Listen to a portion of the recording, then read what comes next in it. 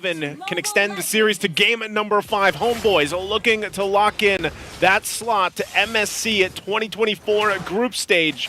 Can they do it with this lineup? Signature picks all around. ENTITY7 will have to do something great here to take it further. Already mid lane though.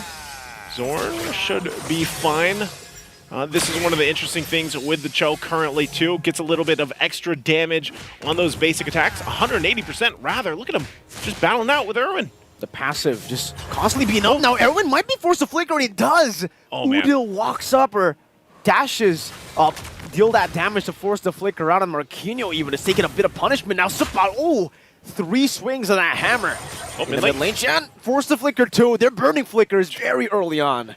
2 flickers down already for ENTITY7, and this is what I was saying with the Cho pick, man. Concussive Blast with that new passive there from Cho, actually pumping out 180% plus damage on that basic attack, man. It's surprising how much damage he can actually do, and that's what they're feeling right now. Already Chibi level 4. He's going to be kind of pushed out of the jungle here, but he wants that. Goes and pops the Tempest of Blades. Goes in for the Defiant Blades as well. Just needs one more and goes out with a Finch Poise. Chibi claims another first blood. How many first bloods has he taken now? That's just crazy, man. I mean, the fact that he was 1v2, wanted to get that little XP camp, gets it, and then gets a kill under the tier 2 tower versus 2 members. That is the power right now of Ling, and I'm sure, like I said, a lot of people out there for the Assassins are rejoicing. Chan doesn't have the flicker here, so gonna have to be a little bit careful. We'll heal back up, and now with this turtle now spawning, and a little lead for Homebois to work around with. Zorn, go ahead and do what Zorn does best. Taking the attention here of ENTITY7 and just showing face, but it looks like everybody rotating except for the gold laners for this turtle. Udil holding on to that Primal Wrath himself.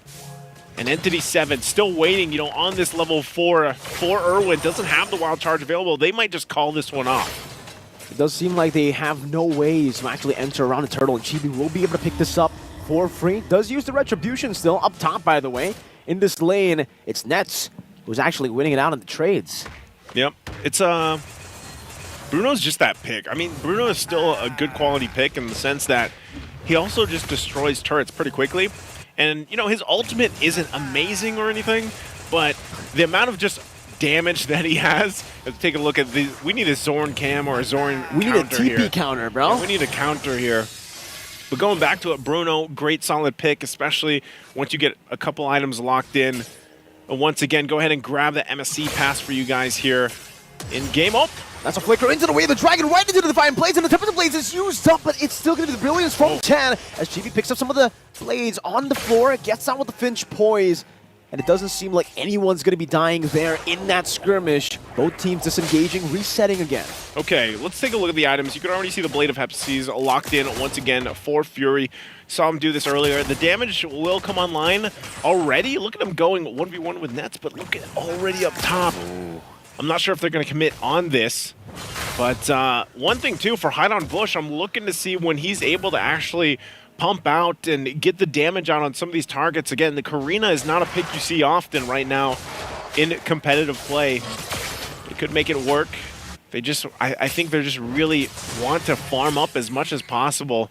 Cause there for Nets now too to deal with that bombardment range advantage that the Clint will have, so he can heal back up. But still, top side. Again with the Jikundo, Fury still able to flicker out of the Jikundo, not out of the Tempest of Blades though, was Nets. Just keeps on basic attacking, and now it's Udo who's going to be caught, who's already stolen away some of the damage from the Primal Wrath, and now with the wild charge, they're still trying to delay the inevitable. Zorn is trying to sandwich Erwin under the tier 1, and now Erwin, where do you have to go? No way the dragon, actually he does, but he doesn't even need to go for it. Erwin flickers back out, and Udo gets baited in right into Chance. Chaos is with the flicker as well, chasing Chibi down to secure a double kill up top in the tier 1. Great play, great response. Chan as well. This is what happened to them in the previous game when he was on the Eve, right? He got 2 kills early on, and he was able to really help the damage profile and the team for ENTITY7, and that's going to be them taking this turtle, possibly. Penalty zone, locking 2 members up. Zorn goes over to Jikundo as well with Retribution, still comes out on the Hide on Bush. Still, Sapant's going to hammer down as Chan goes over the Chaos Assault. As now Chibi goes for a re-engage, gets knocked up 2 times by the wild charge, and the Earth Shatter still follows through, and it's going to be Marquinhos that gets picked off by Sapot Zorn. Again, playing force to flicker out with the Shadow Assault, not connecting. Good way of the Dragon to disengage, but Udil was still all alone, isolated from the team, and taken down. So that was a good trade for ENTITY7, actually, as Nets is pushing some damage down with the Worldy 2. The bounce, last one doesn't hit onto Chan, and he'll be able to escape. Like, do you feel like Worldy's a good ultimate? Like, do you feel like it's actually impactful? You know, I mean, as a gold laner? as a Bruno player, it's there. It's there? an ult. It's one of the ults of all time. Okay. All right. Well, you know what? We'll see if the impact is going to be there. Hoskala's, like I said, is already locked in, working on the next item. Sometimes we might even see him. I'm not sure if he's going to rush the next item of Malefic Roar or what the build path is going to be here. But also, Glowing One was picked up. And again, it looks like Homebois still wants to make a play up here. They got the information that they need. Zorn providing a lot of that. Here they go, top side. Pushing them out. And now, wait, Chibi might be going for a Ray. The Dragon finds him in the bush, brings him back to Sapot. Baits out the wild charge, but now it's going to be Chibi who walks up with the Finch Poise. And it's still going to be Sapot who secures the kill. A defensive Tempest of Blades by Chibi is in the bottom lane. We do see Marquinhos go for a trade, but that's a kill. So Erwin. Yeah, it's a. I mean, I'm sitting here thinking about ENTITY7, what they're able to do at this point. They don't really have an answer just yet for everything being thrown at them. Zorn as well, able to get a lot of these away the dragons off, whether he has a flicker or not. Hide on bush. Like, I'm still waiting to see this Karina come through in the damage department. Chan has been doing a lot of it. And I think, you know, you just buy time through Fury to go ahead and get the items that he needs. So they have to buy some more time. And right now, it looks like, you know, they want to battle out for this third turtle. Chibi's going to start it up. Rest of the team going to go ahead and get situated. They might just let this go, and it looks like they're going to do that, as Hide on Bush is not even near here. So they might just try to get ready for the Lord fights instead. So that's going to be that. Now, third turtle of the game going to the hands of Homebois. Oh, Chibi. Trying to go for 1v1. Fury getting caught in the Tempest of Blaze. That knockup will catch him, and now Chibi just escapes, leaves him to Udil as he pops into Primal Wrath. But he actually dealt so much damage. Chibi taken very, very low. Sky Piercer already, though. Second item as he completes the Berserker's Fury first. Yep. So already at that point, you know, this is where it gets very threatening. Berserker's Fury allowing him to do a lot of this crit damage and get that off. Zorn, though, Marquinhos, I don't think he's going to pull the trigger on this. The rest of the team coming up. The way the Dragon brings him back all the way. Udil has a Primal Wrath, gets up just a bit, but then Sapot comes in with a hammer. Even with Erwin with a wild charge, it will not be able to save him, and Zorn continues the damage. Chan goes in, man, penalty zone by Sapot to lock them out, and Nets just picks up all of those basic attacks to take Fury down. Again, he just respawned Naisu, and it seems they're also going to be able to take the tier 2 up top as well as down below. As Udil just zones Chan away from his own base. That was crazy. Like, at that point, when he got that 4-man penalty zone off too, he just gets the Winter's Crown. And, you know, he was ready for that initiation. And it just looks like ENTITY7, they don't have an answer right now. I mean, even Hide on Bush has not been able to do really much anything on the Karina pick at this point. And it looks like they're just going to go ahead and have to turtle up in their base on the defensive and hope that there's enough time to build up here. Because even if they get some type of set, who are they going to set up? Looking at the replay here again, you're going to see it. The hammers come down. The penalty zone is about to be dropped. Boom. Even using that Winter's Crown. Boom. Gets multiple members. They follow on through. Winter's Crown, by the way. Yeah, that's what I was mentioning. He got the Winter's Crown just to pop the freeze, you know? Was that more just like freestyle? It didn't look like he needed it. It did. I feel like he didn't need it, but he was prepped and he readied it, right?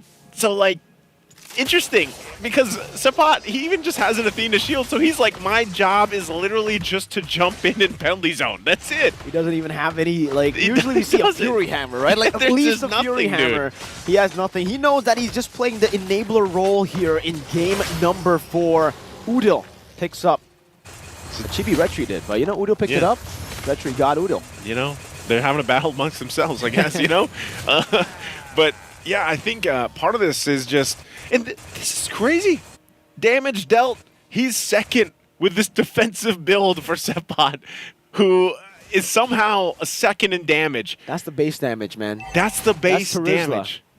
This is the different type of Rizzler you guys are seeing right now. Damage taken too. Like I said, ENTITY7. You know, Erwin is trying to do his best, but even if you get some type of setup, I just feel like they don't have enough in terms of damage, which is weird because you're talking about a Lunox who had 2 early kills, but they're lacking in the department of where's the Karina? Where can you pump out the damage you're looking for in the jungle? But they're going to find themselves on the defense. Nice Guardian's Bear. Shields are going to pop though.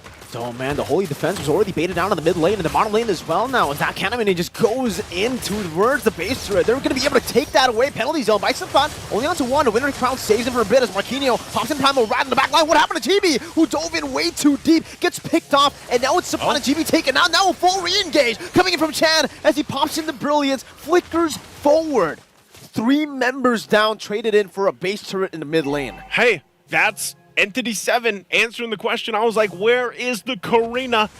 I don't know, Hideout Bush got a kill there, but it could have been actually more devastating. He's already got the Feather of Heaven and Starlium Scythe. Looks like he's going to Holy Crystal next, so maybe this is the makings of a turnaround for ENTITY7 in this game. They still have, you know, 4,000 gold deficit to work against, but they're going to be able to get some space now on the map, which is good for them. But look at Zorn. Again into the back line with the way the Dragon finds Fury out of all of them. Kicks him back right into Chibi as he picks up the Sky Piercer, execute. And now it's Erwin next in the chopping block. Say goodbye to him as he picks up a double. Turn around again. And it seems for Zorn. He's walking up. All that effort just to recall in the faces of ENTITY7. Oh man, they're doing it again. And you know, just when you think like, okay, ENTITY7 able to get something out of that, then they get just executed. Also a Blade of Despair now, BOD locked in for Chibi. They're going to need those immortalities for ENTITY7. No Lord available just yet, you know, 30 seconds away or so, but it looks like they're going to work on this bottom turret as Nets knocks it down. This is what Bruno's really good at too, just decimating these turrets, getting them down quickly. But with that, Homebois will probably just be the discipline route, wait for this Lord to spawn up. For ENTITY7, I'm wondering if they are able to actually somehow contest, or if the game plan is just going to be, you know what, let's defend in the base. We were able to do it previously. Chan hasn't died yet, playing really well with the Brilliances that's available with this Lunox, does just pick up the Wishing Lantern, so maybe the plan for ENTITY7 is really to find a pickoff if they can. It looks like they are venturing outside of the base. They might even look for Udil here, unless, look at this, look at Zorn. Zorn. Zorn in the mid, conceal.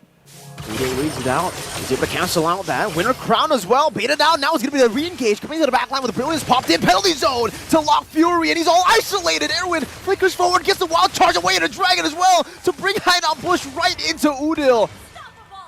Chan gets a few of the kills. Chibi now with a Finch Boy trying to go for maybe, possibly another Maniac. Chibi going to be forced to respect that damage. Nets dashing forward, sliding tackle right into Chan, but he does have that Brilliance to escape once again. Homebois very low. Marquinhos goes from the Earth Shatter, but Chan doesn't have the Chaos Assault, not anymore. He has Onward, goes in. Marquinhos decimated here, and Chan's going to be next in the chopping block as Nets jumps in all the way, picks up a few of those turret shots, and finally Chibi shuts him down, shutting the dreams of ENTITY7 as they qualify to the main stage of MSC. And Homebois will do it, only losing 1 game throughout the entire wild card here as they move on forward to join the teams for the group stage here. A great showing though from ENTITY7. You got to give it up to them making waves.